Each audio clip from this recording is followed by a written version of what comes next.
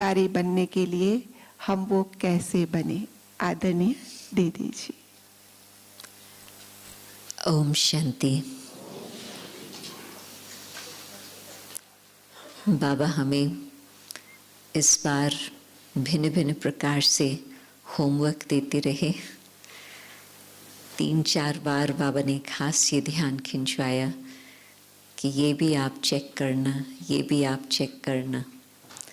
तो उसमें एक विशेष बात ये भी थी कि बिल्कुल आप ये चेक करना कि हर आत्मा के प्रति क्या आपका शुभ भावना और शुभ कामना है। तो बाबा ने बड़ा होमवर्क दिया है, क्योंकि एक तरह से तो हम कह सकते हैं कि जब हम बाबा की याद में बैठते हैं तो वो वाइब्रेशन सब तरफ फैलते हैं, विश्व भर में फैल रही हैं। या जिस घड़ी खास विशेष हम योग करने चाहते हैं तो उस घड़ी भी हम समझते हैं कि बिल्कुल ही ऐसे सकाश विश्व को बाबा के द्वारा मिले जो सबको, जो उन्हों के मन में इच्छा है शांति की, शक्ति की, वो उन्हों को प्राप्त हो सके।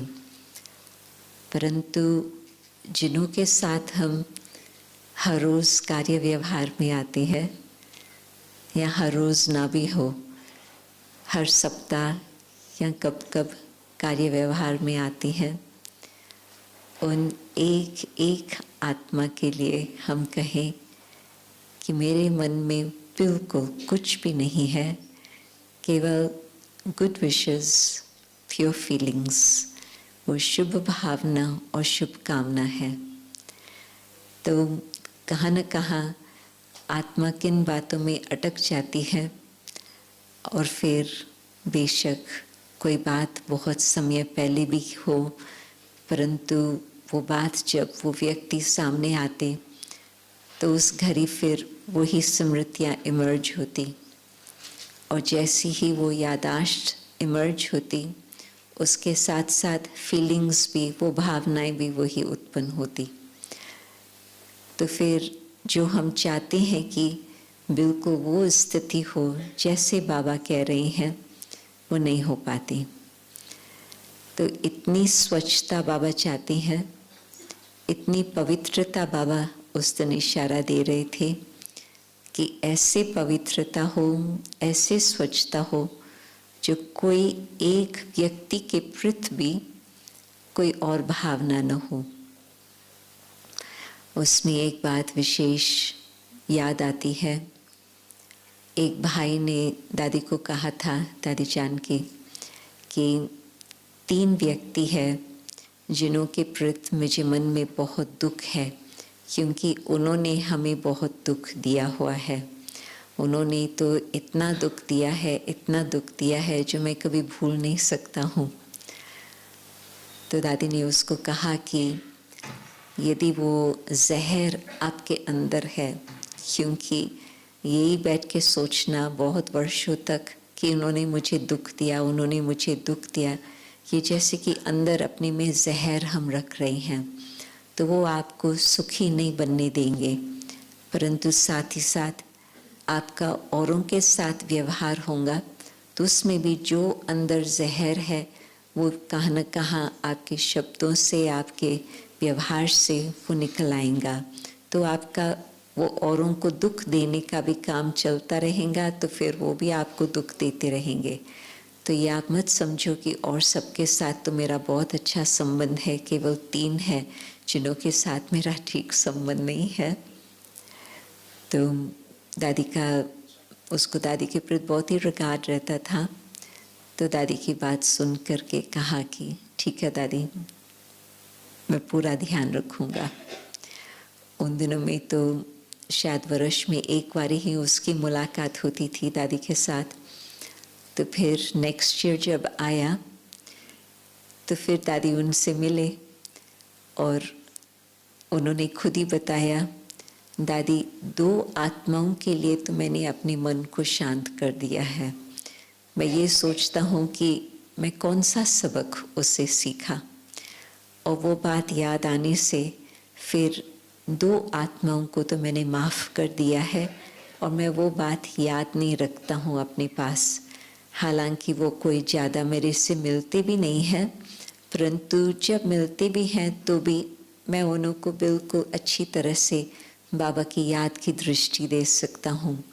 परंतु एक ऐसी आत्मा है जिसने इतना गहरा जख्म मेरे अंदर कर दिया है जो वो बात मिटती नहीं है।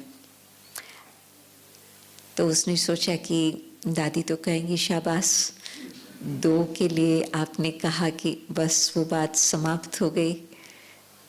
तो दादी ने कहा कि ये तो अच्छी बात है कि 2 की बातों को आपने मिटा लिया, परंतु यदि एक आत्मा के प्रति आपको अभी तक यही भावना है तो मुझे लगता है कि अभी तक वो जहर आपके मन में है और इस कारण से वो जो जख्म है वो हीलिंग उसकी नहीं हो रही है, वो मिटता नहीं है। तो आपको अभी और आगे का पुरुषार्थ करके उस बात को भी मिटाना होगा। तो मैं कहेंगी कि हाँ, सचमुच आपके जीवन में परिवर्तन आया है। तो उस समय तो दादी की बात उसने मानी कि हाँ, यदि मानो कि थोड़ा जहर हो और आप ग्लास में डालो और कहो कि ज़्यादा जहर नहीं है, थोड़ा जहर है, तो क्या आप वो पानी पीने लायक रखेंगे? समझेंगे ना कि थोड़ा भी जहर है तो हम नहीं उसको पी सकते। तो उसने इस बात को समझा और फिर उस पर भी पुरुषार्थ किया और फिर दादी को ये भी बताया कि हाँ, अभी वो भी बात फिनिश हो गई, मिट गई। तो दादी ने कहा कि अभी आपको क्या लगता? तो कहा कि मुझे लगता है कि बाबा ने मुझे आज़ादी दे दी, जैसे कि मैं बहुत हल्का हो गया, क्योंकि भारीपन था, परंतु मुझे ये रियलाइज़ नहीं हुआ था कि इस कारण से भारीपन है। और जब भारीपन होता तो फिर व्यवहार में भी कुछ न कुछ दिक्कत आती ही रहती है सबके साथ, न सिर्फ उस आत्मा के साथ, सबके साथ। एक और कहानी मैं सुनाती हूँ। ये प्रैक्टिकल मेरी उस व्यक्ति के साथ संबंध की बात है जो इस आत्मा ने जिस तरह से इस बात को हैंडल किया। तो ये कोई कहानी नहीं है परंतु रियलिटी है। मैं कराची में थी और सतगुरुवार का दिन था और भाई मुझे एयरपोर्ट पर छोड़ने आया था, तो छुट्टी ले रहा था। मैं लंदन पहुंची और 2 दिन के बाद फ़ोन आया कराची से ही। उन दिनों में मैं कराची में कई बार सप्ताह में वर्ष में 2 बारी भी जाती थी या कई बार वर्ष में 1 बारी जाना होता था। अभी तो सब बातें बदल गई है और 2 वर्ष तो कोई कहाँ भी नहीं गया है, परंतु उस समय भी फिर कुछ पॉलिटिक्स की बातें आने से फिर वहाँ का आना जाना छूट गया था। परंतु ये उससे पहले की बात। तो फ़ोन आया कि ये भाई बहुत ही सीरियस कंडीशन में है और वो हॉस्पिटल में है। और मैंने पूछा क्या हुआ? मैंने सोचा तबीयत की कोई बात होंगी। तो कहा कि अभी तक पूरी डिटेल्स तो हमारे पास भी नहीं है, परंतु लगता है जैसे ही वो ऑफिस से निकला लोग मोटरसाइकिल पर थे और जो चलाने वाला था वो आगे और जो पीछे बैठा हुआ था। जैसे ही ये व्यक्ति बाहर निकला तो उन्होंने 3 गोलियां लगाई और गोलियां लगा करके जल्दी चले गए। तो किसने तो कोई और नोट नहीं किया कि लाइसेंस नंबर क्या है या वो व्यक्ति किस प्रकार के थे। इतना जल्दी सब कुछ हुआ जो वो तो चले गए और पुलिस ने तो कहा कि हम उन्हों को नहीं ढूंढ पाएंगे। परंतु कुदरत से जो लोग वहाँ थे आजू बाजू वाले इस भाई के प्रति अच्छी भावना थी, क्योंकि बहुत समय से वो वहाँ पर ही व्यापार करता था और उसको जानते थे। तो तुरंत ही उन्होंने प्रबंध करके हॉस्पिटल में लेके गए और 2 गोलियां तुरंत ही निकाली शरीर से, और तीसरी गोली ऐसी जगह पर थी जो वो निकल नहीं पाई, परंतु डॉक्टर्स ने कहा कि उसे कुछ और नुकसान नहीं होगा, वहाँ ही रहने दो। तो डॉक्टर्स ने ये भी कहा कि ये तो भगवान ने ही इसको बचाया है, नहीं तो ये कोई बचने वाला नहीं था, क्योंकि वो नज़दीक से ही, मोटरसाइकिल यहाँ, उसकी गाड़ी यहाँ, तो बहुत नज़दीक से ही उन्होंने शूट किया था। और लोगों को समझ में नहीं आ रहा था कि इस व्यक्ति को किसने ऐसी दुश्मनी की होंगी, क्योंकि जिसके साथ भी उसका व्यवहार होता था आज तक भी बहुत ही ईमानदारी से वो सारा कार्य अपना संभालता रहा। और बच्चों को भी यही शिक्षा, आप लोग खड़े होंगे तो आपके लिए सहज नहीं होगा, आप आगे यहाँ ही आ जाओ।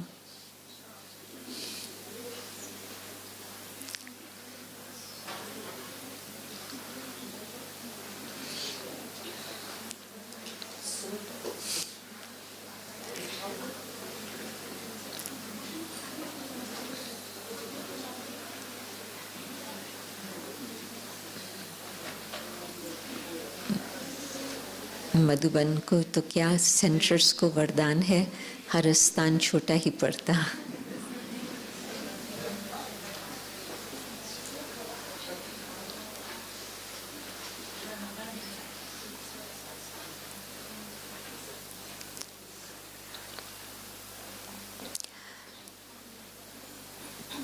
तो ड्रामा अनुसार एक दिन तो गोलियां निकालने के बाद भी उसकी ऐसी स्थिति थी जो वो बच सकता नहीं बच सकता मालूम नहीं था।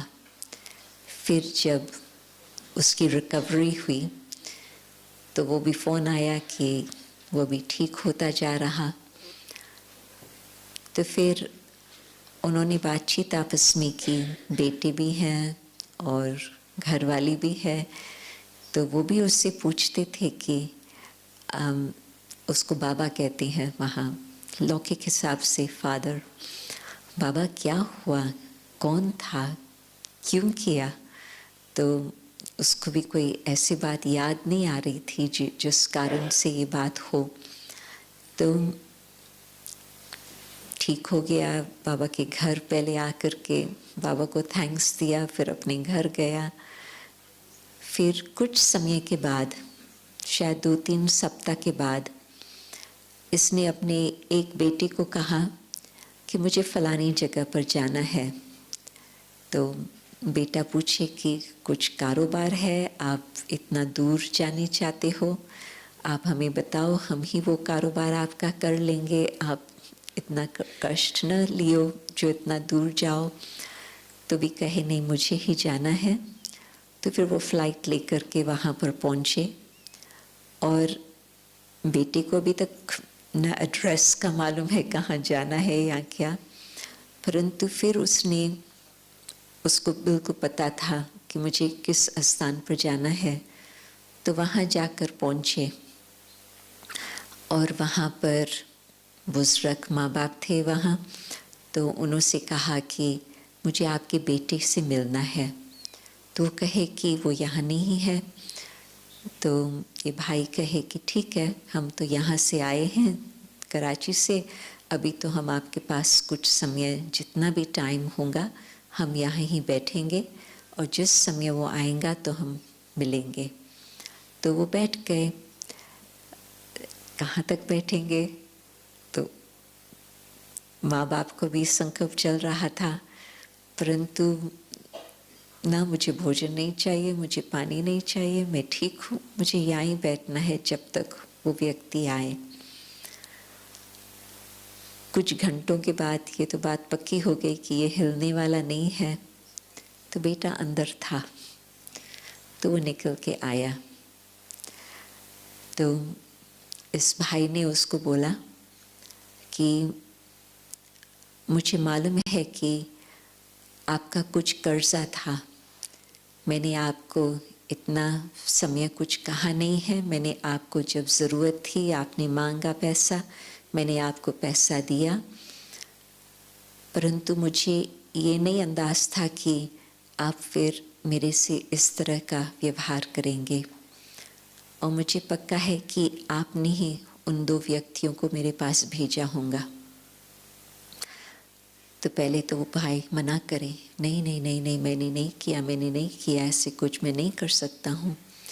माँ बाप भी कहे कि इसने नहीं किया होगा, कभी ये इसके ऐसी कोई इसके साथ वृत्ति नहीं होती। तो वो कहे कि मैं पुलिस में नहीं जाऊँगा, मैं केस को कोई आगे नहीं बढ़ाऊँगा, और न मैं आपसे पैसा मांगने आया हूँ। और ही आप मेरे साथ ईमानदारी से व्यवहार करते और मुझे कहते कि ये बात है, तो फिर मैं आपको तुरंत ही कह देता था कि कोई हर्जा नहीं, तुम भूल जाओ। परंतु आप मुझे सच बताओ, और मुझे बिल्कुल विश्वास है कि भगवान आपसे सच बुलवाएगा। आर्ग्यूमेंट थोड़ी बहुत चली।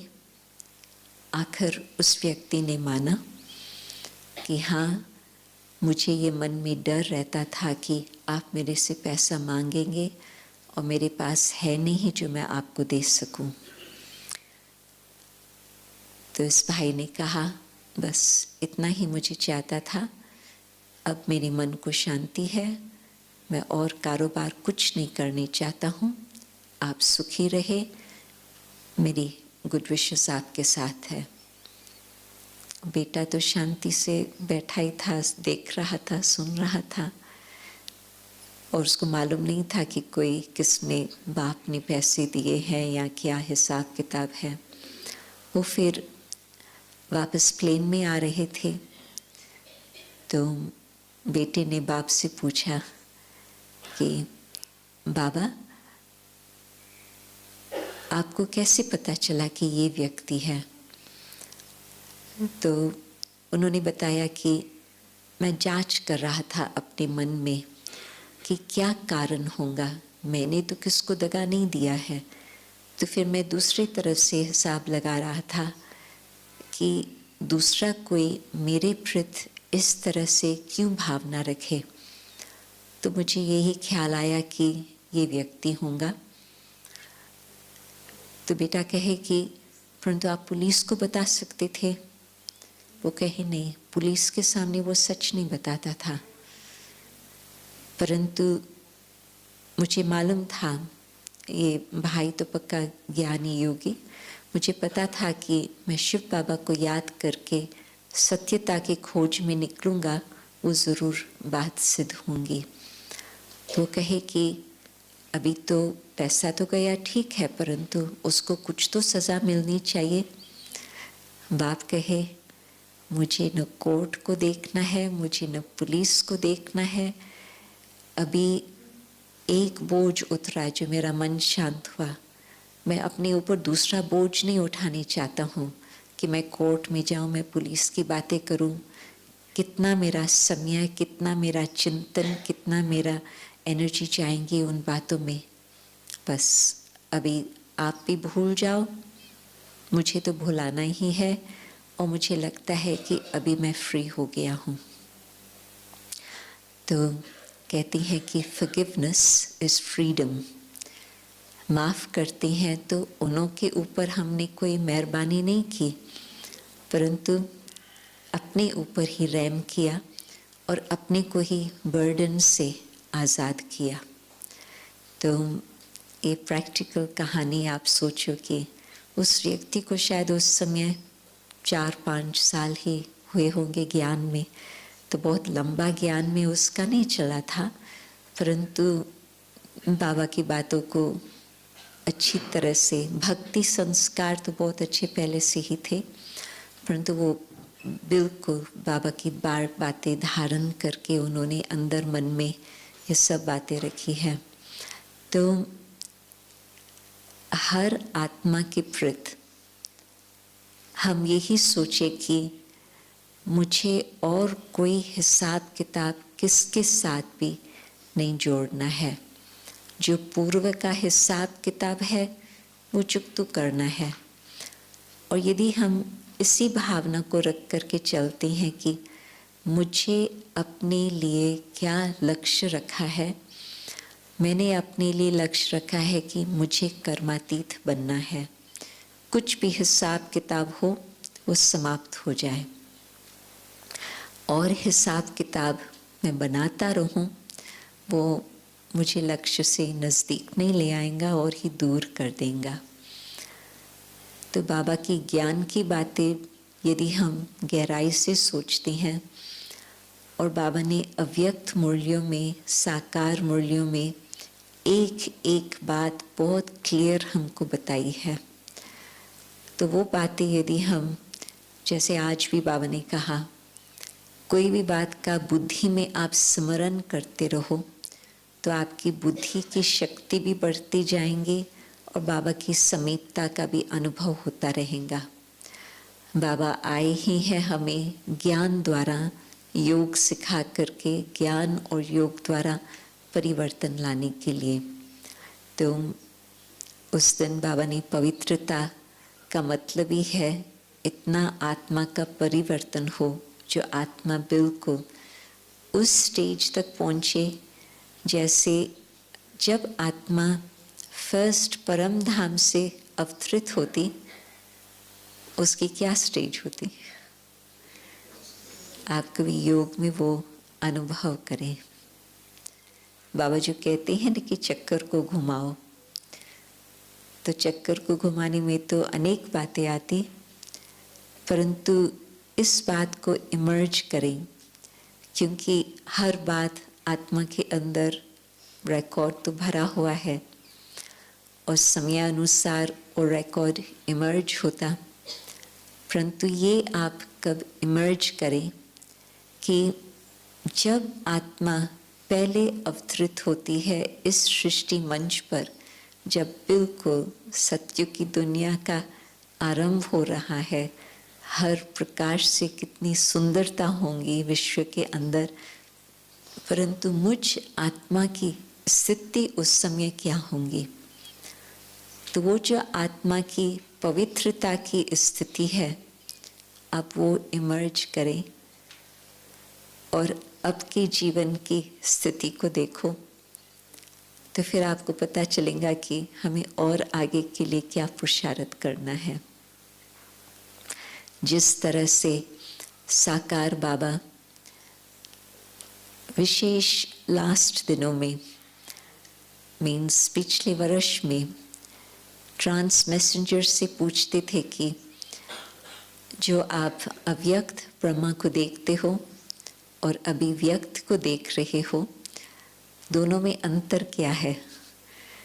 तो बाबा उनसे पहले भी कब कब पूछते थे और फिर उस अनुसार, और वो भी बड़े प्यार से बाबा को जो बात देखी होती थी वो स्पष्ट बताते थे, और बाबा भी इतना नम्रता से उन्हों की बात स्वीकार करते थे कि हाँ, उसके लाइट में और इसके लाइट में कुछ फ़र्क है। तो हम तो कोई ट्रांस मैसेंजर से नहीं पूछेंगे, वो समय चला गया, परंतु हम खुद ही बाबा की याद में स्वदर्शन चक्कर घुमाते वो अनुभव कर सकते कि वो मेरी स्थिति क्या थी और अब मुझे किस प्रकार से पुरुषार्थ करना है। मैं समझती कई यहाँ बाबा के पुराने बच्चे बैठे होंगे। शायद बाबा ने जो कहा कि मुखवंशावली, तो शायद नहीं होंगे। कोई है बाबा के मुखवंशावली बच्चे? Very good. जी, परंतु बहुत होंगे जो, बाकी सब तो है ही संकल्प की रचना, परंतु कई होंगे जिन्होंने अव्यक्त बाबा की बहुत नज़दीक की पालना ली होंगी और दृष्टि ली होंगी।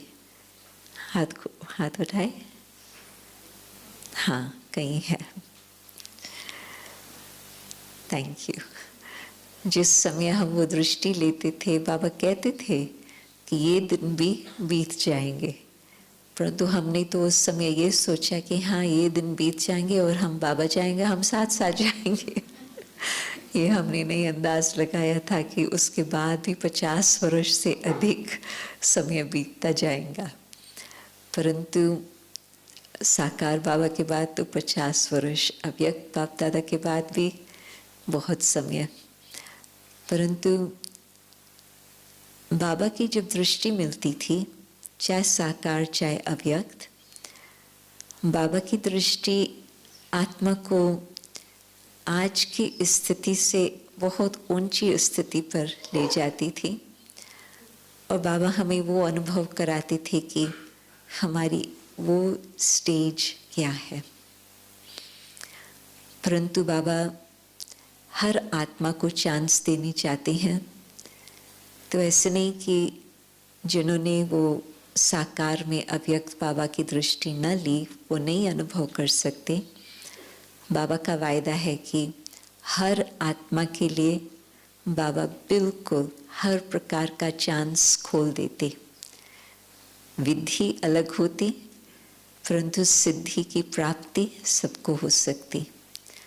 तो यदि अभी भी आप चाहे बाबा के सामने कहाँ पर भी, न सिर्फ बाबा के कमरे में, परंतु कहाँ पर भी आप बाबा के सामने बैठे, तो आपको ऐसे ही महसूस होगा कि बाबा अपनी दृष्टि द्वारा हमें कैसे पार ले जाते और पार जाने से शिव बाबा के साथ संबंध कैसे बहुत मीठा, बहुत शक्तिशाली जुट जाता। और फिर वो अनुभव करके फिर आप ये सोचें कि जब पहले बारी हम नीचे आए वो क्या स्थिति थी, तो बाबा आपको अवश्य ही अनुभव कराएंगे। तो जब हम ये लक्ष्य रखते हैं कि मुझे अभी वो स्थिति को प्राप्त करना है, तो जो और बातें बीच में हैं उन्हों को मुझे समाप्त करना है ज़रूर। तो एक तो ये माफ़ करने की भावना, क्योंकि उससे मुझे ही प्राप्ति है, तन मन दोनों को फ़ायदा होता। जब मन के अंदर कुछ खिटखिट हो रही है, कुछ कचरा है, तो उसका तन के ऊपर अवश्य असर आता। आपने दादियों को देखा है, अभी दादी रतन मोहिनी जी 98 इयर्स की है। उसको यूथ दादी हम अभी तक कहते हैं, परंतु 98 वर्ष तक पहुंचना और फिर भी इतना सब कुछ करना, ये भी उसके योग बल की कमाल है। दादी जानकी की तो कहानी ही निराली। जब दादी यज्ञ में समर्पित थी तो उस समय तो दादी की तबीयत उन दिनों में ही बहुत नाजुक थी, परंतु जितने वर्ष बीतते गए दादी की तबीयत मैं 60s में देखती थी, बहुत ही नाजुक थी। तो मैं कभी अंदाज ही नहीं लगा सकती थी कि बाबा कोई दादी को विदेश भेजेगा। परंतु विदेश में आते दादी कोई और तबीयत दादी की बिगड़ती नहीं थी, दादी और ही जवान होती जा रही थी। दादी भारत में आती थी तो यहाँ से वहाँ तक पैदल करती थी, तो और दादियाँ कहती थी आप लंदन से ये तो सीख के आए हैं कि जल्दी जल्दी चलना, परंतु यहाँ आपको जल्दी चलने की ज़रूरत नहीं है। परंतु दादी को आदत जो पड़ गई थी जल्दी चलने की, दादी जल्दी ही चलती थी और कई जवान उसके पीछे पीछे रह जाते थे। मतलब कि जिन्होंने अपने मन की इतनी संभाल की, जो मन को बिल्कुल शुद्ध पावन बनाकर रखा, दादी प्रकाश मणि, आपने कईयों ने देखा है, सबने नहीं देखा है, परंतु दादी प्रकाश मणि से भी वो प्रकाश ही प्रकाश सदा ही नजर आता रहा। आयु कितनी भी बड़ी होती गई। हर दादी का यही। दादी गुलजार जी लास्ट तक भी सामने किसी को भी देखती तो बिल्कुल वो शांति के सागर में खो जाते थे। तो मन को अच्छी तरह से संभालो तो तन भी साथ देता। मन की स्थिति का कनेक्शन ज़बरदस्त है तन के साथ। तन का कनेक्शन है मन के साथ भी। कुछ थोड़ी बहुत चोट लगेंगी तो मन घड़ी घड़ी वहाँ देखता रहेगा, हाथ लगाता रहेगा कि क्या हो गया, क्या हो गया। तो जितना हम मन को स्वच्छ बना कर रखते हैं तो उतना हर प्रकार से जीवन में कुछ आनंद का अनुभव होता। बाबा ने उस दिन बहुत अच्छी तरह से अंडरलाइन किया कि खुशी का आधार है पवित्रता। तो खुशी कम हो गई, उसका मतलब कुछ आत्मा के ऊपर और दाग आ गया, या कुछ पूर्व का दाग हमने अभी तक नहीं मिटाया है। तो मैं और दो बातों पर सोच रही हूँ कि एक तो माफ़ करना बहुत ही आवश्यक है, दूसरा मैं दुख न लूँ। ये तो बाबा का मंत्र है ही, न दुख दो न दुख लो। और जब पहले हम ये मंत्र सुनते हैं तो सोचते हैं कि मैं दुख किसको न दूँ, ये तो मेरे वश की बात है। परंतु मैं दुख न लूँ, कौन कंट्रोल कर सकता है उसको। कभी सर्कमस्टेंसेस ऐसे आते हैं, कभी औरों का व्यवहार हम नहीं कंट्रोल कर पाते हैं। मैं जब सर्कमस्टेंसेस की बात कह रही हूँ तो एक और कहानी आज सवेरे सुनी। मृत्युंजय भाई ने आज समाचार क्लास में सुनाया कि यूक्रेन की तो कहानी आप सुन रहे हैं। तो एक भाई है कर्नाटक का, तो उसके पास ये समाचार आया था। तो छोटी आयु और उसका मेडिसिन पढ़ने का, डॉक्टरी पढ़ने के लिए वो यूक्रेन गया हुआ था और कुछ चीज़ उसको ज़रूरत थी तो ख़रीद करने गया।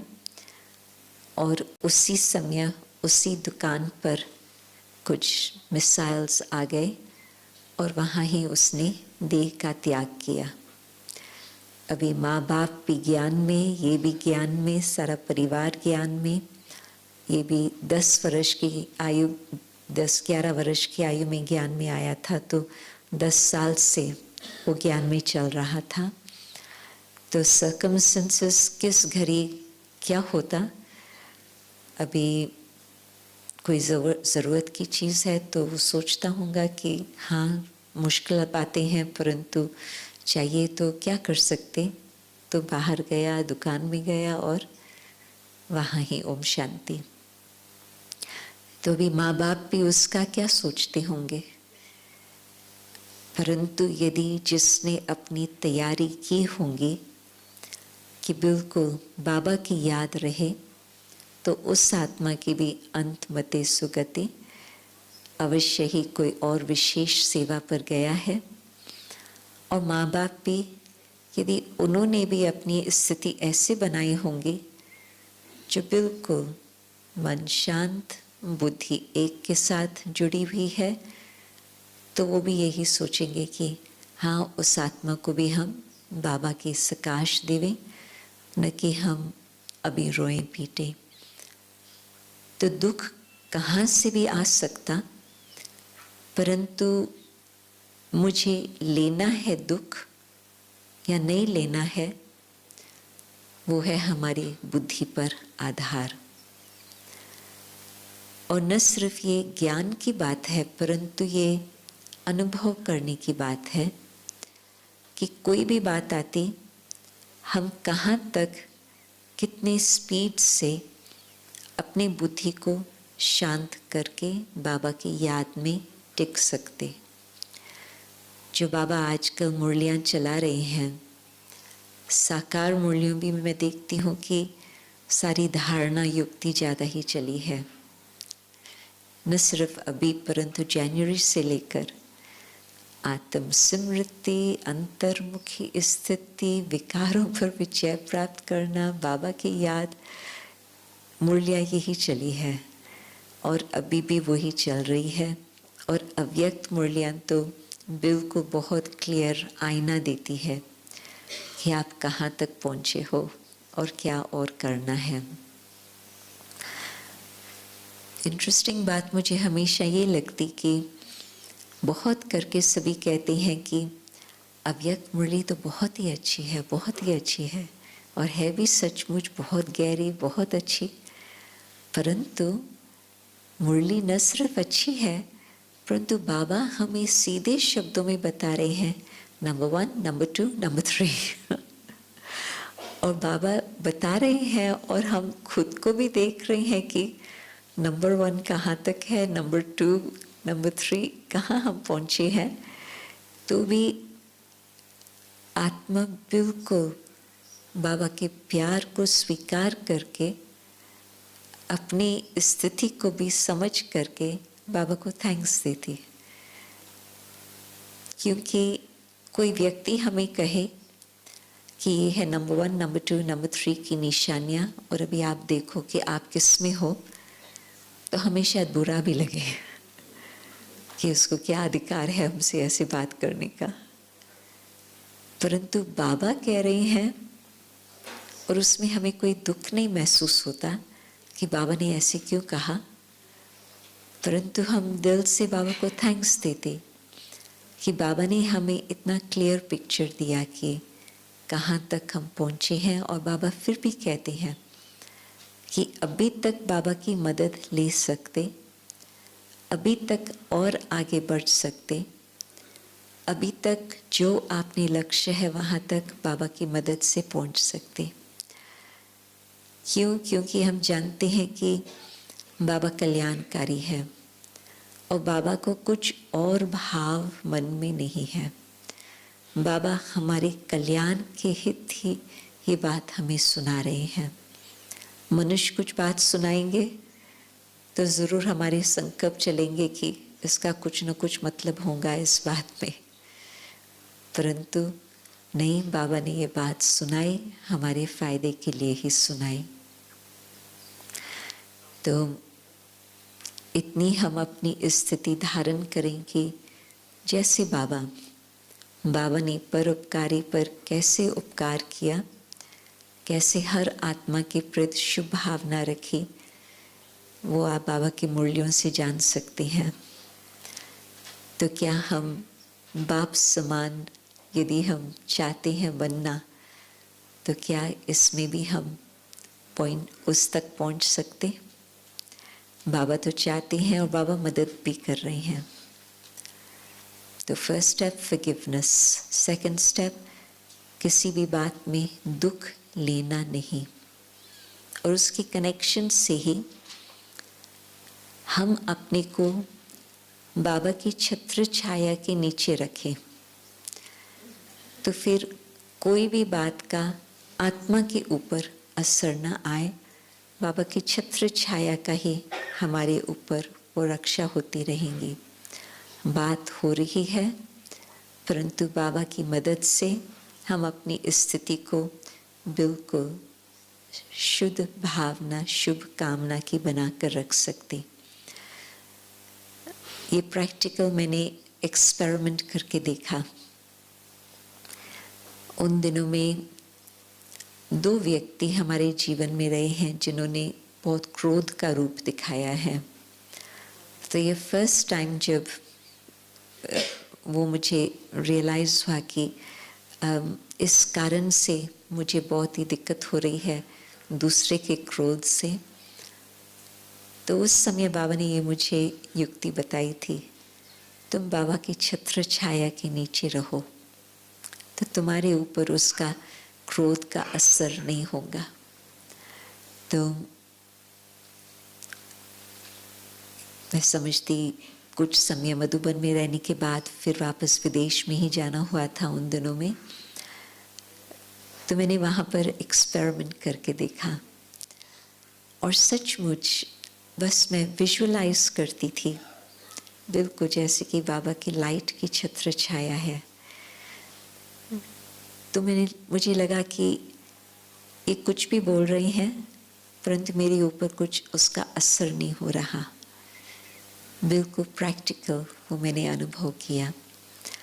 और अच्छी बात तो ये है कि न सिर्फ उस छत्र छाया से मेरी रक्षा होती रही, परंतु मैंने देखा कि कुछ समय के बाद जैसे कि वो छत्र छाया उस आत्मा तक भी पहुंच गई और उस आत्मा का भी क्रोध शांत हो गया। अभी सबके साथ शांत हुआ वो अलग बात है, परंतु मेरे साथ उसका क्रोध का व्यवहार समाप्त हो गया। फिर उस आत्मा को तो अपना पुरुषार्थ भी करना है अपने संस्कार को परिवर्तन करने का, परंतु जो मेरा हिसाब किताब था वो वहाँ पर फिनिश। तो ये 3 बातें आप ध्यान पर रखें, तो फिर मुझे लगता है कि जब कोई भी बात का हम ध्यान रखते हैं तो बाबा की विशेष उस बात के लिए भी मदद मिलती। वो बात ऐसे फिनिश हो जाती जैसे कि बिल्कुल पास्ट भूली हुई हो, कोई उस बात से फिर वो प्रॉब्लम नहीं आती, परंतु खुद का पुरुषार्थ, हिम्मत और बाबा की मदद, और बाबा की मदद से तो हम यहाँ तक पहुँचे हैं और भी आगे बाबा की मदद से ही हम विजयी अवश्य बनेंगे। अभी बाबा की याद में बैठते हैं और ऐसी याद में बैठे जो बाबा की छत्र छाया न सिर्फ यहाँ पर हम सबको अनुभव हो, परंतु बाबा की छत्र छाया सारे विश्व पर आ जाए। जहाँ पर भी कोई भी दुखी आत्मा हो उन्हों तक भी पहुँचे। तो जिस तरह से हम अपनी शुभ भावना, शुभकामना रखते हैं, तो किसी आत्मा के प्रति यही भावना है कि बस इसका भी कल्याण हो जाए, ये भी भगवान को पा लेवे। वही कामना होती कि बस हर आत्मा बाबा के साथ संबंध जोड़े। ओम शांति।